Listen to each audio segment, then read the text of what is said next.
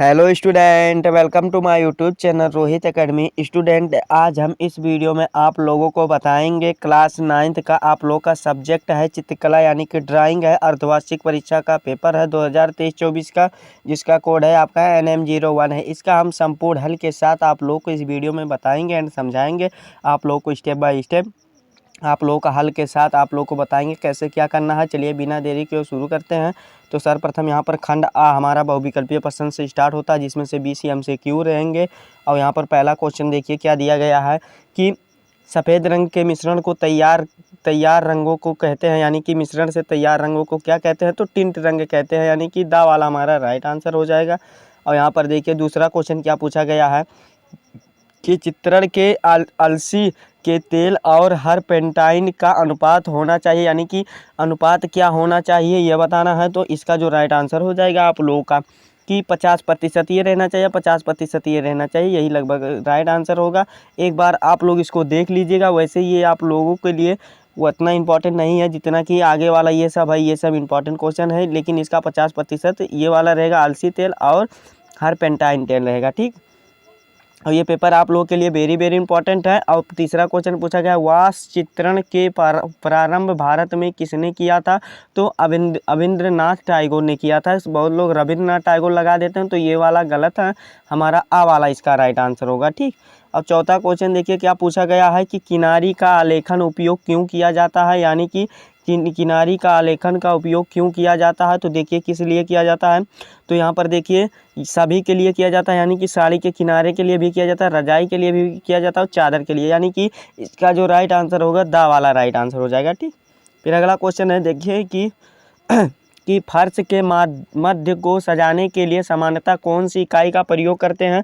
तो फर्श के मध्य को मानो, यानी कि इसका जो राइट आंसर हो जाएगा पाँचवें का देखिए मानो आकृति या फूल पत्तियां कलियां होगा। ठीक, फूल पत्तियां कलियां यही होगा, दो में से एक होगा।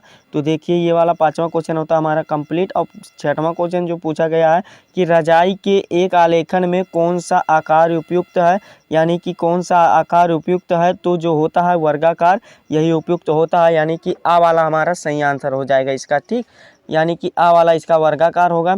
और फिर अगला क्वेश्चन तीसरा देखिए क्या पूछा गया है कि निम्नलिखित में से तटस्थ रंग कौन सा है, यानी कि बताना है तटस्थ रंग कौन सा है।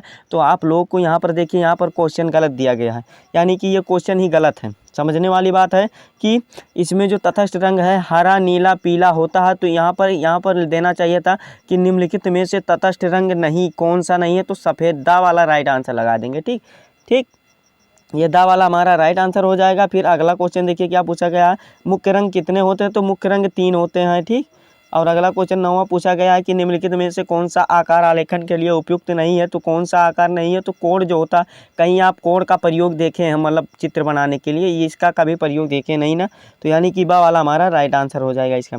अगला क्वेश्चन देखिए 10वां क्या पूछा गया है कि निम्नलिखित में से कौन सा तृतीय रंग नहीं है, यानी कि तृतीय रंग कौन सा नहीं है और तृतीय रंग बताना है कौन सा नहीं है। तो जो 10वां का राइट आंसर आप लोगों का हो जाएगा ये, यानी कि देखिए हरा नीला पीला यही भूरा वाला जो होगा यही वाला नहीं होगा या नारंगी वाला नहीं होगा। ठीक, एक होगा, इसको एक बार देख लीजिएगा।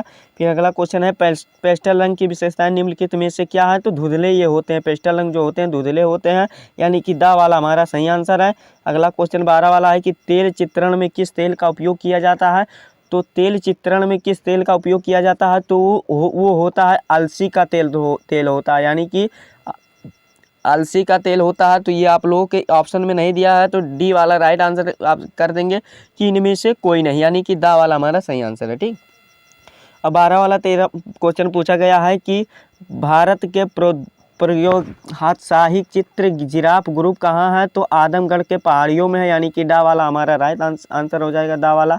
अगला क्वेश्चन 14 वाला पूछा गया है कि पंचमढ़ी गुफा चित्र किस देश में है, तो वो भारत देश में है। और राज्य की बात की जाए तो भारत के मध्य प्रदेश में है। ठीक, यानी कि बा वाला हमारा सही आंसर हो जाएगा। अगला क्वेश्चन देखिए क्या पूछा गया कि मोनो कलर योजना किसे कहते हैं, एक रंग को योजना को मोनो कलर योजना कहते हैं, यानी कि डी वाला हमारा सही आंसर हो जाएगा। अगला क्वेश्चन देखिए क्या पूछा गया कि नीला और लाल रंग मिलाने पर कौन सा रंग बनता है, यानी कि देखिए यहाँ का समझने वाली बात है कि नीला, यानी कि नीला और लाल रंग मिलाने पर कौन सा रंग बनेगा, तो वो बैगनी रंग बनेगा, यानी कि सी वाला हमारा राइट आंसर हो जाएगा इसका।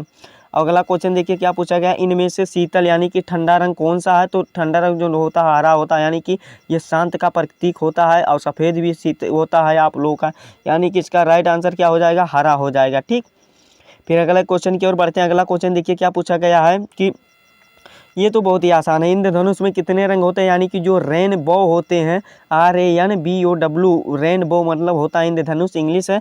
तो इनमें कितने कलर होते हैं, तो 7 रंग होते हैं, यानी कि 7 रंग का इंद्रधनुष बनता है। और देखिए अगला क्वेश्चन पूछा, नारंगी किन 2 रंगों का मिश्रण होता है। यानी कि यहाँ पर क्या कह रहा है कि नारंगी को कौन कौन से रंग मिला देंगे तो बन जाएगा। तो देखिए R कर देंगे और P कर देंगे, R प्लस क्या करना है, R+Y करना है, R+Y। यानी कि देखिए यहाँ पर रेड है और यहाँ पर येलो है, यानी कि लाल और पीला कर देंगे तो हमारा क्या बन जाएगा, तो नारंगी बन जाएगा, नारंगी बन जाएगा। ठीक, ये हो गया हमारा कंप्लीट। तो ये ऑप्शन हमारा कौन सा राइट होगा, ये बा वाला हो जाएगा। 20 वाला क्वेश्चन देखिए क्या पूछा है, रेखाएं कितने प्रकार की होती हैं। तो रेखाएं 4 प्रकार की होती हैं, ये सभी लोग जानते होंगे, यानी कि बा वाला हमारा सही आंसर है। इस प्रकार से 20 MCQ का आंसर होता है कंप्लीट। चलिए खंड खा की ओर बढ़ते हैं, वर्णनात्मक प्रश्न जिसमें से पूछे गए हैं।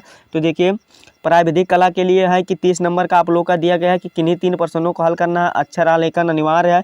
तो यहाँ पर आप लोग का सवाल दिया गया है कि एक त्रिभुज का ख ग बनाओ जिसका आधार 4.50 सेंटीमीटर हो और एक आधार 70 तथा शेष 2 भुजाओं का योग 5.5 सेंटीमीटर हो, यही चित्र बनाना है। और देखिए आप लोग का 10 नंबर का क्वेश्चन पूछा गया है। और यहाँ पर एक त्रिभुज बनाओ जिसका परिमाप दोनों आधार के कोण को निर्दिष्ट हो।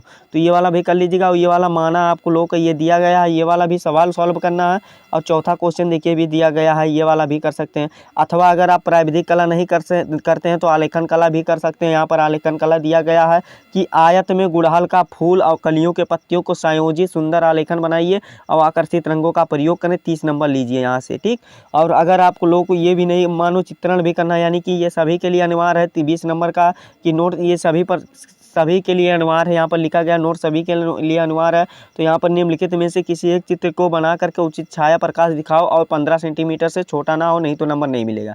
ठीक, देखिए क्या क्या लैंप बनाना है, हाथी बनाना, सिर्फ एक ही बनाना है, और आँखों की आकृति बनाना और टोकरी में रखे 5 फल बनाना है। यानी कि जो समझ में आएगा कर लीजिएगा, 20 नंबर यहाँ से आप लोग ले लीजिएगा।